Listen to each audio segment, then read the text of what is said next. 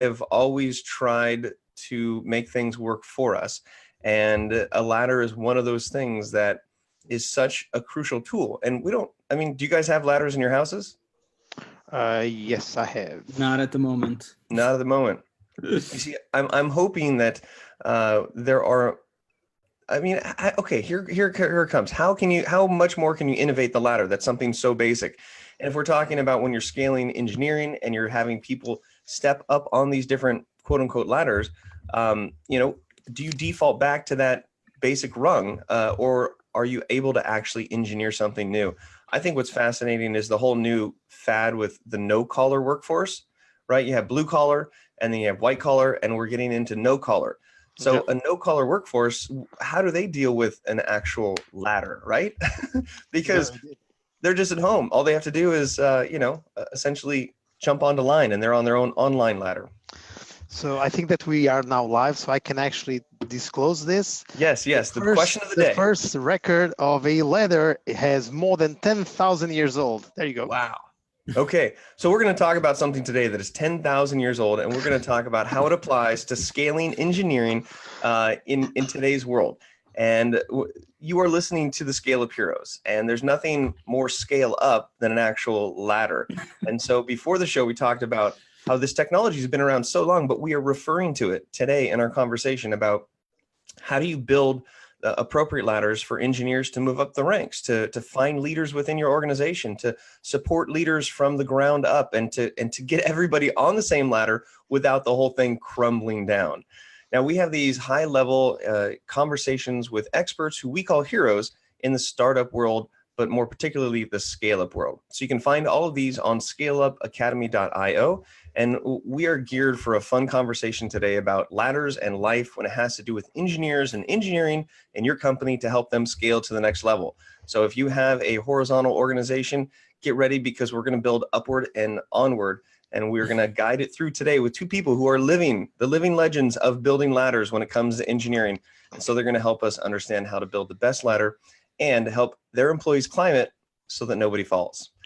Pedro, I will let you take it away, buddy. And I'm sure going to chirp in with a few questions, but I'm looking forward to some ladderness.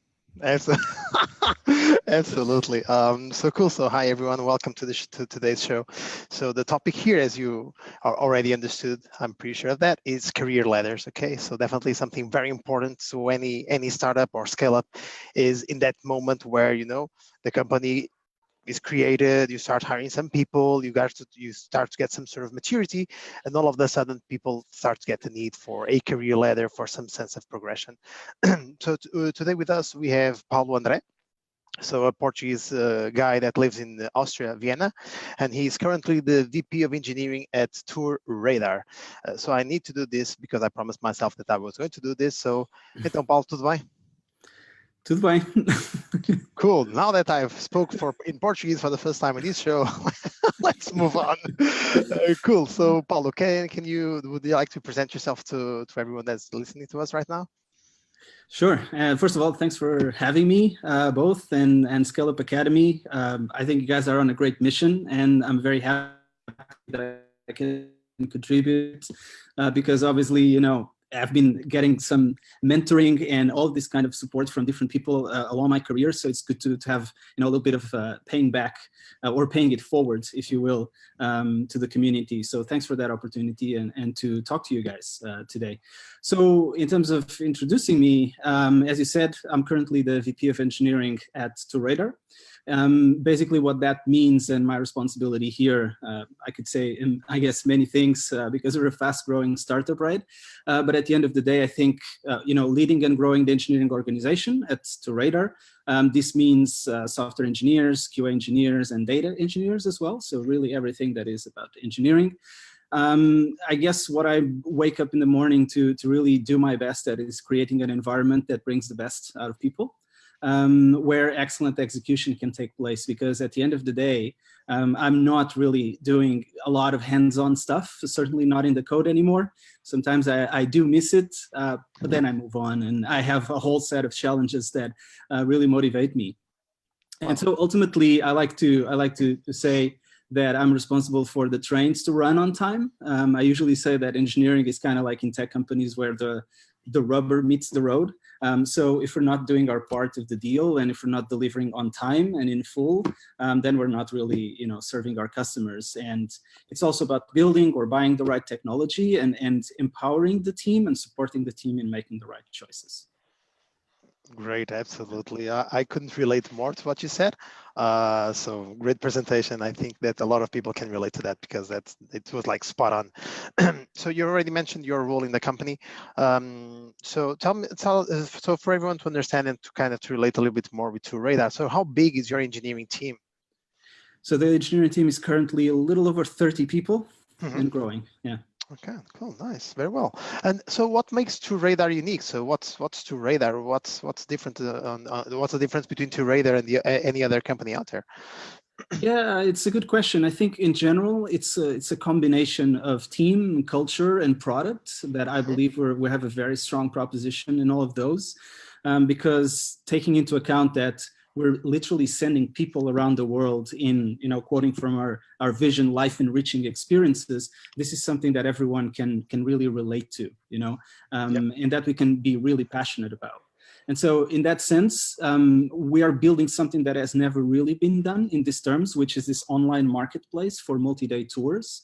And, in the process of doing this, I believe we're shattering a bunch of myths about touring, that it's boring, that it's for old people, and it's like these old buses and like all of these things, when in fact, a lot of our customers are even like, solo independent female travelers, for example, and having great experiences. And so at the end of the day, what we do is really bring travelers and tour operators together on the multi-day tour space. And I would also say that maybe in terms of what makes us unique, unique, it's a big word, obviously, but in terms of engineering, I would be surprised if I found or I came across an engineering team that is significantly more driven and more motivated than ours. I think a lot of this stems from going back to the culture. We're very transparent internally and very data driven. So that means that, all the revenue numbers, all of those kinds of things, it's very open internally. We talk about it, we push, and that kind of helps everyone understand the impact that their day-to-day work is really having in the company. And I guess lastly, I would make the remark that probably, and this makes us pretty unique, we're probably the only Austrian startup that actually has Silicon Valley investment. And so this affords us some really interesting opportunities. It's not just about, the investment itself in terms of cash, but a lot of opportunities for our people. For example, right after I joined, I traveled to San Francisco to attend one CTO summit of one of that investors, so TCV in this case. And it was really, really great to, just network and listen to, and attend, panels and really interesting conversations with these people. So it's also a good side effect of having that kind of investors on board. Absolutely, I can imagine. Great to know. So, going now back to our subject, to our topic, the career ladder thing. So, for instance, from my experience when I joined Talkdesk, and our engineering team was around 60 or 70, so it was pretty much like twice as big as TourRadar. We already had a first version of a career ladder implemented, and it was something that was kind of implemented like recently before I joined. So I would probably imagine that the career ladder appeared between the 50 and the 60. So Paulo, in your opinion, when do you believe that the startup should actually be concerned about creating or having a career ladder? So do you guys have a career ladder at TourRadar?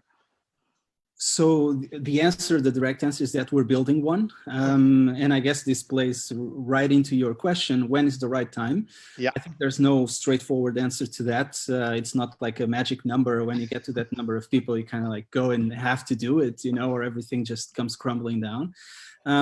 As with everything else, I think a career ladder, if we take a step back, for me, it's really about part of your culture.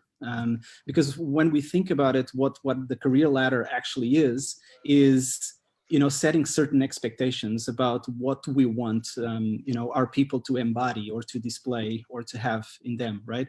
So same for values and same for mission. I would argue that codifying your career ladder should come as early as possible, but not earlier. So I guess from a business perspective, of course, the concept of product market fit is quite elusive. But I would say that from that perspective, until you achieve some form of product market fit, it's probably not something you should be worried about. So I guess all ounce of energy needs to go really into actually building a product and delivering sort of an MVP to make sure that you actually have a business to begin with, right? So otherwise, what are you building? So once you get past that point, and I guess this then kind of like gets correlated with the size of the team, usually when company, that's certainly what happened with TourRadar when we got like a significant investment round on board, then of course the team, we had the cash to grow and to scale the company. And so in that sense, once you start getting to a point where not everyone is sitting in the same room, for example, you need to start thinking about making a lot of things that were previously implicit, and that was okay. Yeah. Now you need to think about very proactively, hopefully, how to make it explicit. So again, from a team perspective, once you're not all in the same room, it starts to make sense to think about these things. For us, it's now around the 30 people mark, and going beyond that we really feel like people are clamoring, so to speak, for this kind of thing, and also to attract the talent that is looking for this kind of growth framework. No, absolutely. I think you mentioned a brilliant yardstick. If not everyone fits on the same room, definitely you need to have those stuff in place. So you just mentioned that you're creating one. So I'm curious because, for instance, from my experience, or at least when we created one, the way that we decided to create was we searched a lot online. So for other examples, because a couple of pretty cool companies actually kind of open source their career ladders, and it is actually a very good starting point, or at least a source of inspiration. And that was pretty much what we did. So we kind of took a closer look, or a serious look, to a lot of companies, trying to understand a little bit to which sort of type of career ladder we kind of related more with, and we just grab one and we tailor to our reality. And obviously from there we just kind of continuously improve it, because it's pretty much like a living document, at least here at Talkdesk. So in TourRadar, what are the steps that you're already taking in order to create the career ladder? Yeah, I think you have a great point there. And to be very honest, that's definitely part of the approach that we have taken here. I did spend a lot of time. I had some experience from the past where I worked before, but now here at TourRadar, I also spend a lot of time researching other companies, like Kickstarter comes to mind. They have a very open and Rent the Runway and I believe also Meetup and so on. So these companies is very good that they're transparent about these things. And I don't think they're giving anything away, to be honest, because at the end of the day, a career ladder that makes sense for your company is not necessarily the one that's going to make sense for another company. You're not giving away any secret sauce. So I think there's a factor of inspiration that you can get. If you're doing it for the first time, what does a career ladder actually look like? In terms of structure, what are we talking about here, right? And so in that sense, it's good to have that inspiration. But I think it's also important to take a step back and look at the career ladder as something that literally describes what are the set of traits that make people successful in your company. That's going to be different from other companies, right?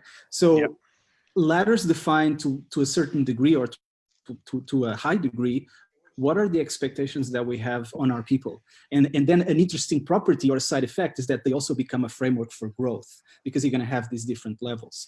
But the point that I'm trying to make is that I think the first and foremost, the importance of a career ladder is making it explicitly what is valued to what degree at your company. And that's going to be different, and this can be things across obviously technical skill when we talk about engineering teams.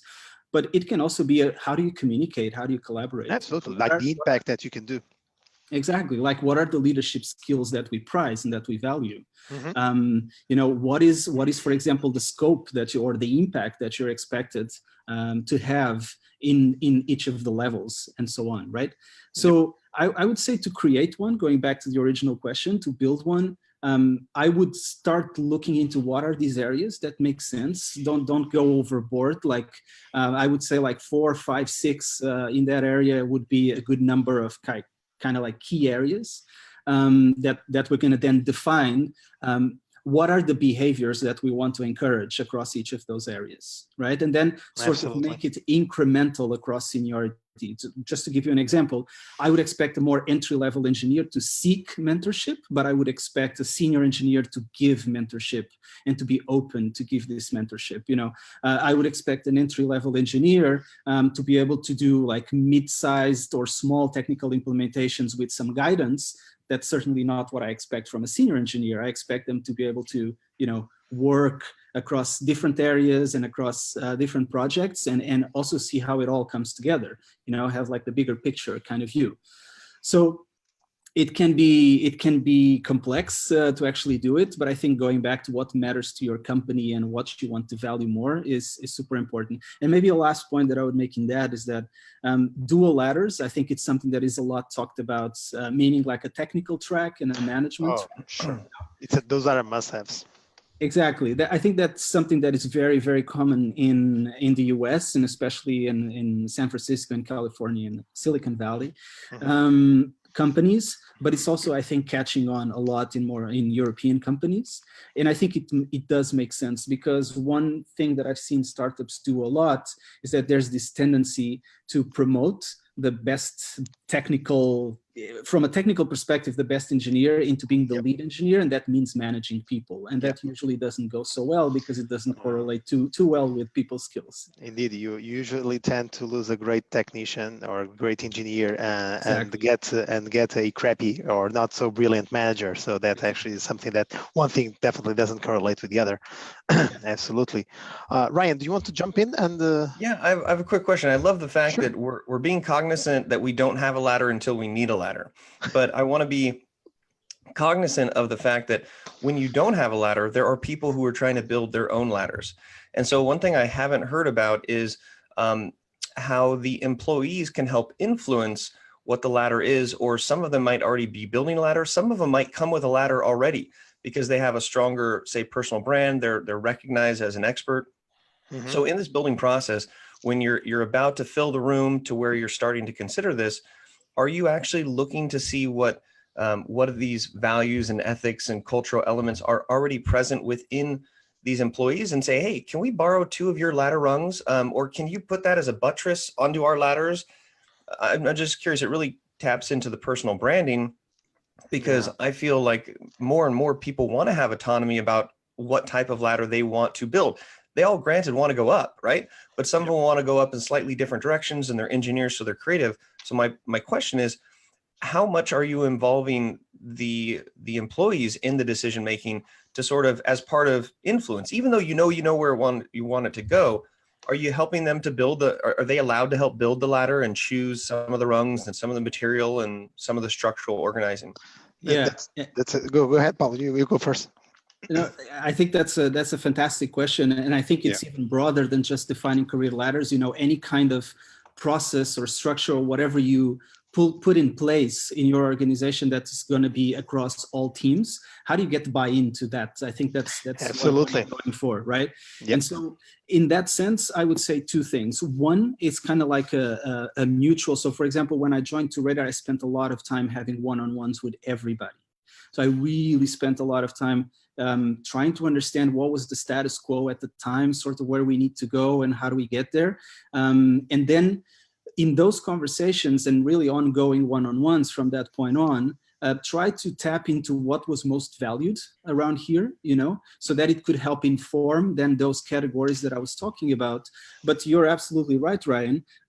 The idea here is that once you have, let's say, a version 1 or a draft version of what the ladder looks like, it's super important to actually put it out there and say, hey, guys, what do you think about it?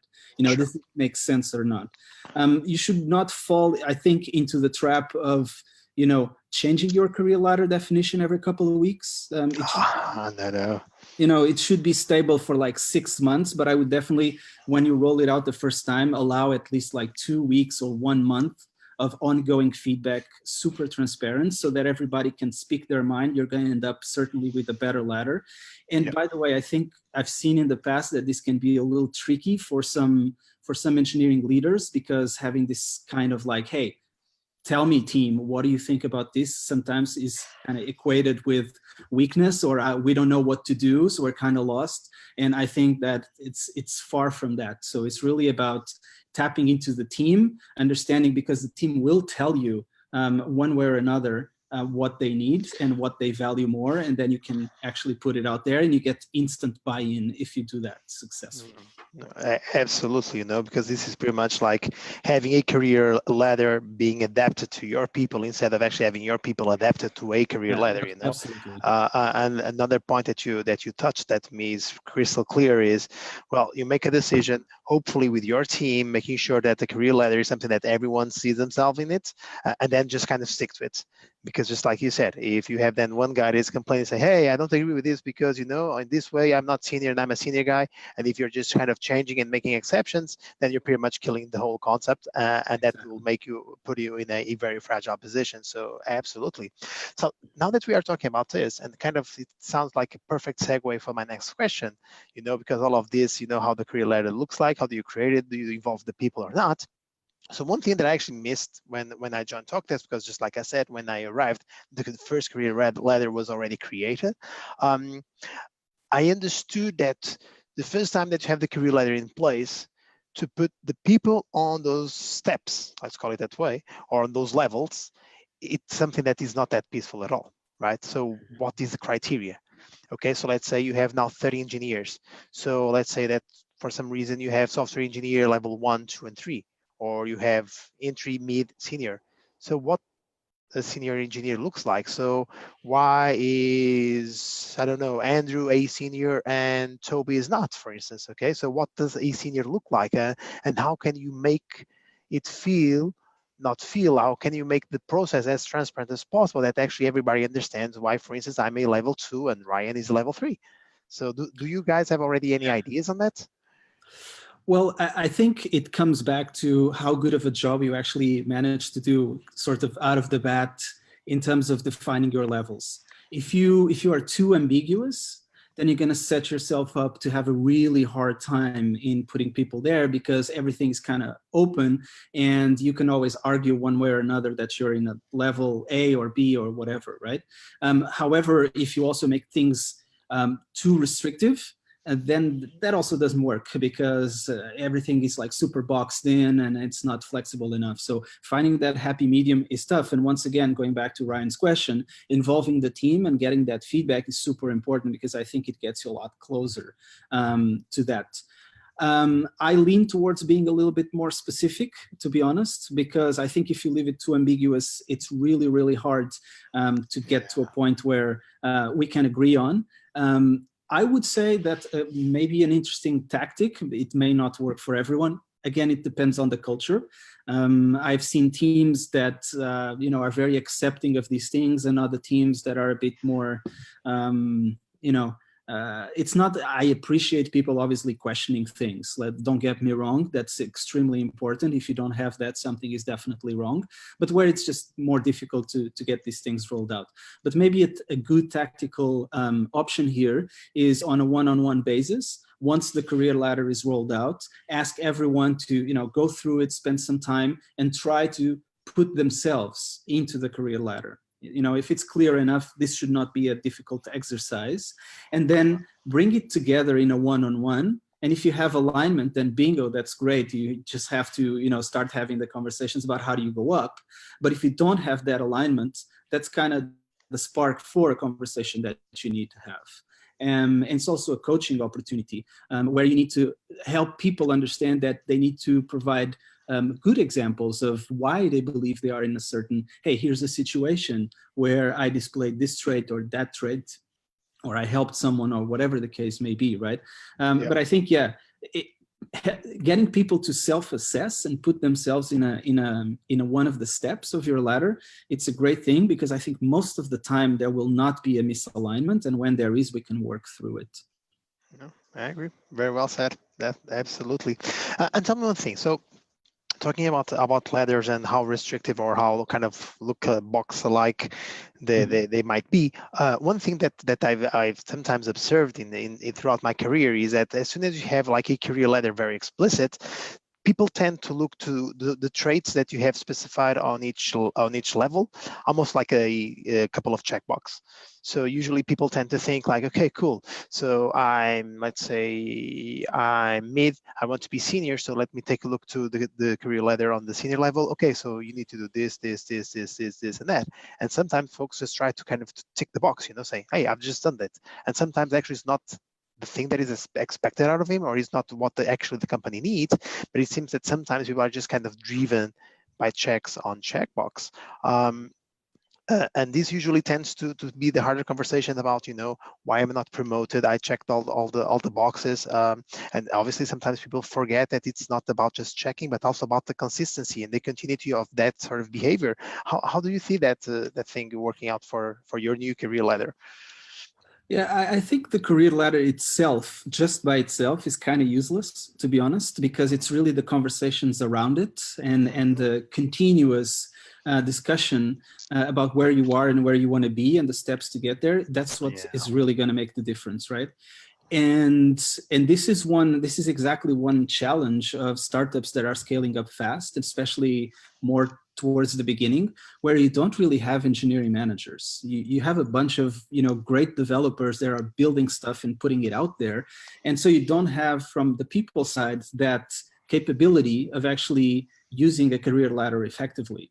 So I would say that it needs to go hand in hand, and certainly what we're doing here at TourRadar, we're not only developing engineering managers in-house, but we're also trying to attract the best talent when it comes to engineering management. And it's very helpful when people actually have done this and worked with career ladders a couple of times before, because they already have gone through the pain of putting something like this in place and working through it, right? It really comes back to the people there. No, I agree. Real quick, I heard you say pain, but I didn't just hear you. I saw you say pain. So I just want to know, like, I don't know if we open up a whole Pandora's box here, but when you refer to that pain, like, what is the single biggest or maybe the top painful part of that? Because is it the implementation? Because I felt that word was very strong. There's something in there. You mean the pain was the strong word? Or yeah, no, it just came out. You know how you can't hide stuff? You're like, oh yeah, and that was really painful. And then anyways.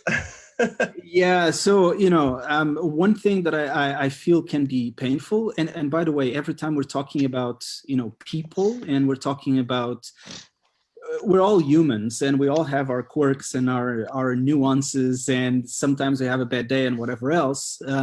But the reality is that when there's a mismatch of expectations, these can lead to those painful conversations. Just so to give you an example that is not very concrete, but still an example, is that when people tell you, hey, but I pushed for this, but I pushed for that, therefore I'm a senior. Yeah. But the reality is that I read this somewhere and it really resonated with me. You judge, more junior people on effort, but you judge more senior people on outcomes. So just pushing for it and having great intentions and pushing and pushing and pushing, if you're not actually getting something to change, maybe you still have some way to go on your ability to influence things and to actually provoke that change. So, usually people that clearly still have some way to go to be truly considered, more experienced senior engineers, have by definition a little bit less self-awareness, I would say. And by the way, this is absolutely fine.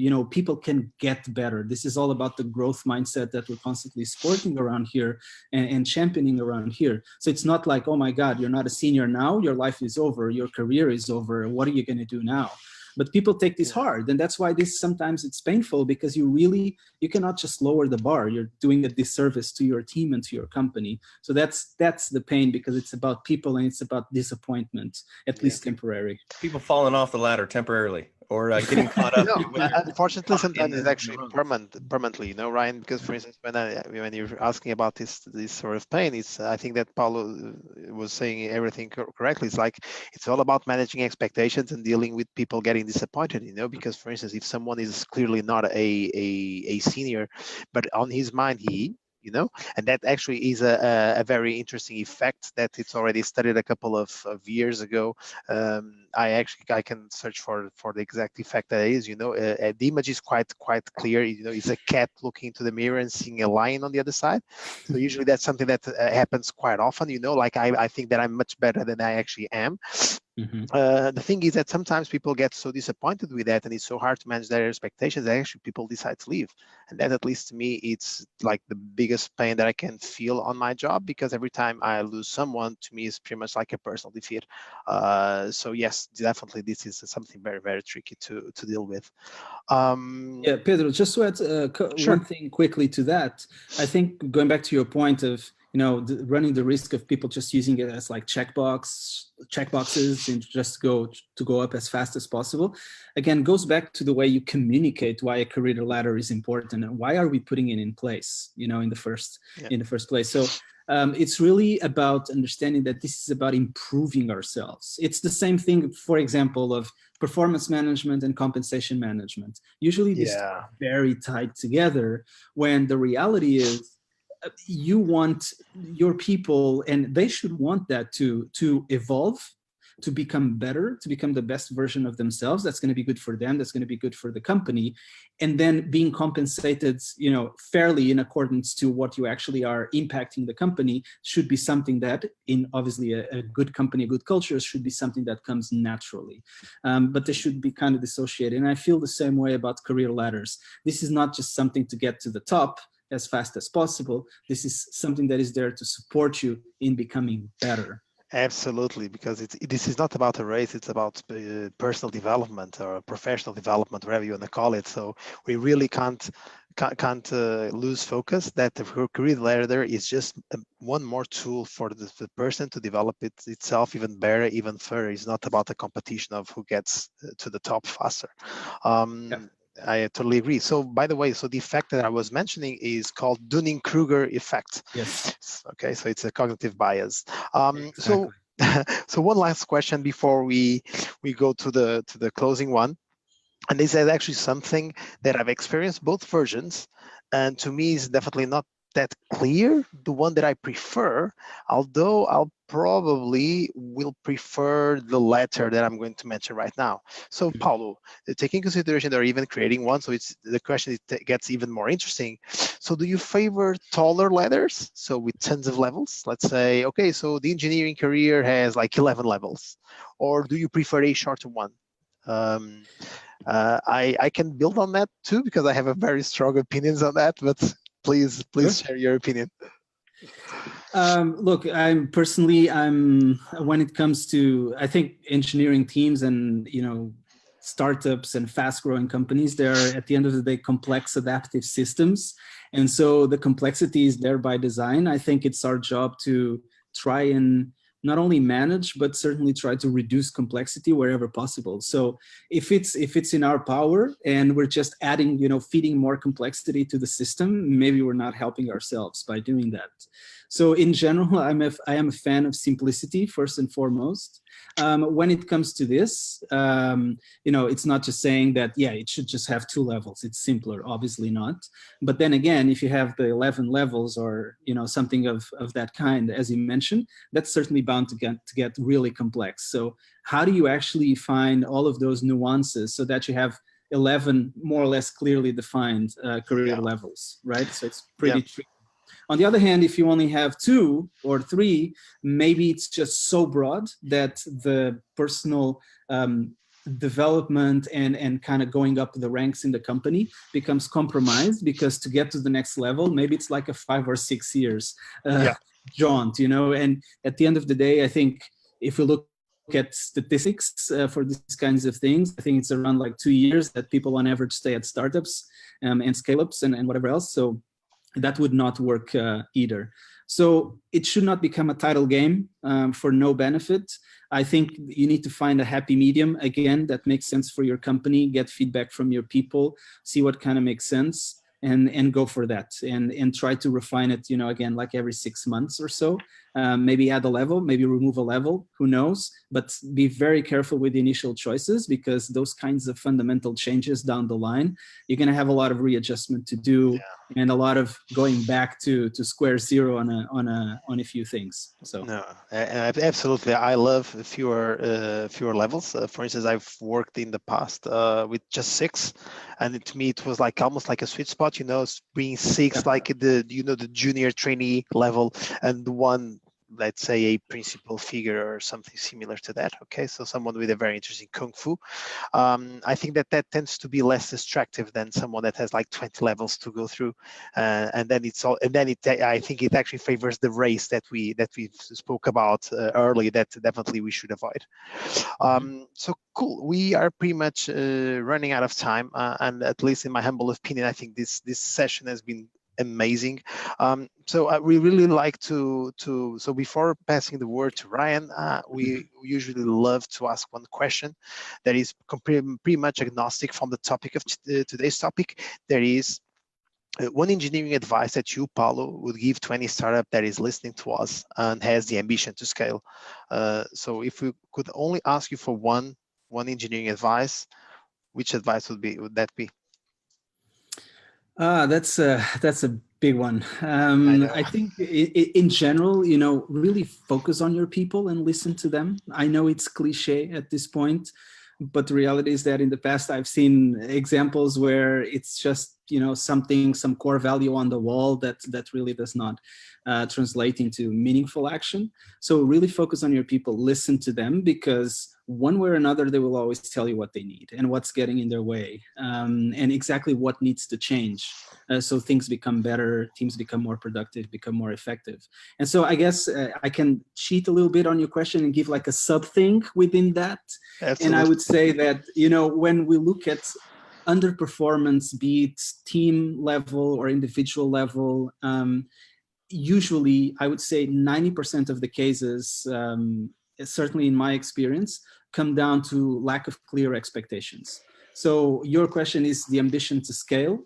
When companies want to really scale, again, like I said in the beginning, be mindful of making the implicit explicit. And that comes with a lot of empathy for other people.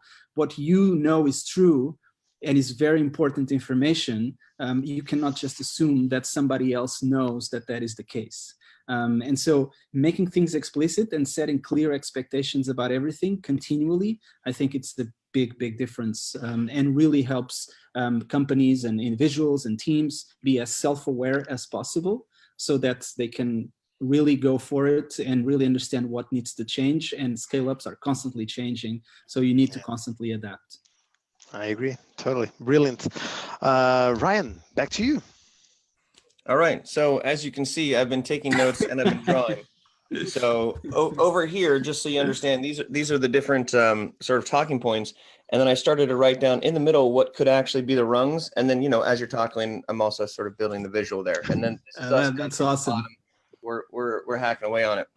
So nice. I've been trying to think, how can this podcast be an actual blueprint to build a career ladder that will work for your own individual company?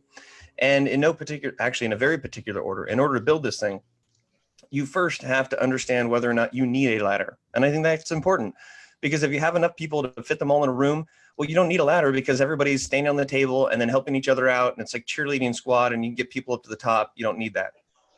But once you reach the point where you need some sort of a ladder, you first have to figure out the material. And in my mind, the material is what I heard over and over: the expectations, the values, and the ethics. So are you more of a mahogany? Are you more of a redwood? Like what kind of density and strength? Maybe it's recycled because you guys are eco-friendly or whatnot. But actually thinking through the material as the actual building blocks and the strength that you need. Maybe it's a balsa wood, right? You guys are light and nimble and you're on your toes. Then it's about creating the structure. And as you see here, there's more than one way to build a ladder, right? You've got up, you've got down. There's all kinds. We're talking about engineers here. So you've got to engineer something that works, but you can't forget to inspect it. And so like you would have a building inspector come in, you have to have somebody identified to come check the rattles, see if it's working, whether it's every 12 months or 6 months, but not too much. Then it's about alignment. You can still have a structure that is structurally intact, but it's off kilter or it's going in the wrong direction. And so it's not always a rebuild. It's maybe just a reposition. And then understanding that it's adaptive. So making sure to put joints and making sure to build in the ability for adaptability, specifically to get feedback and buy-in from the people who you're building a ladder for. Because I have a history of putting up Christmas lights. That was my first entrepreneurial venture. And I've spent some good times on ladders. And some ladders I look at, I'm like, there's no way I'm stepping foot on that ladder. But if you actually get me involved in the process of building it and you have my opinion, then I'm sort of tied into it. And the last thing is to keep building.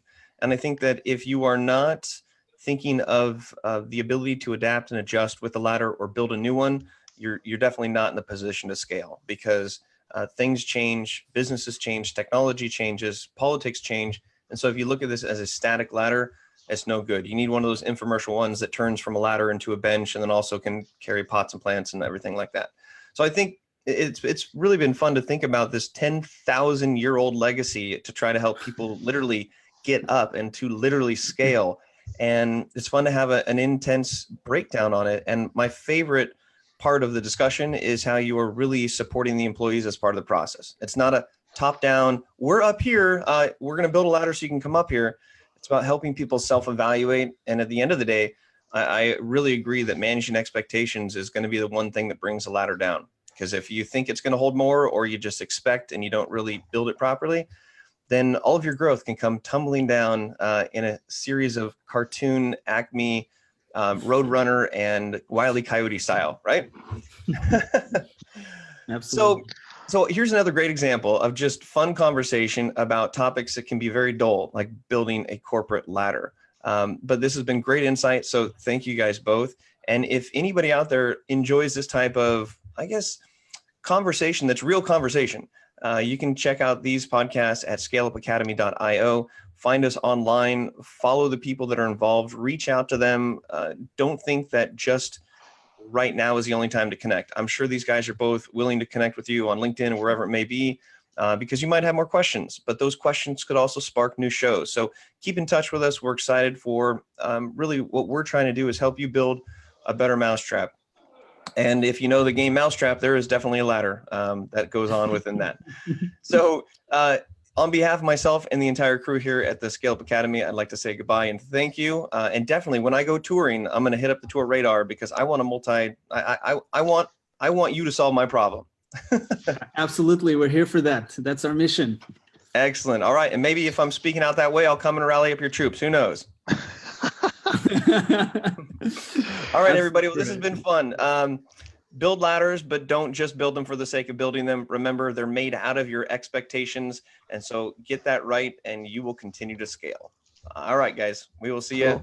Thank you all. Bye. Thank you.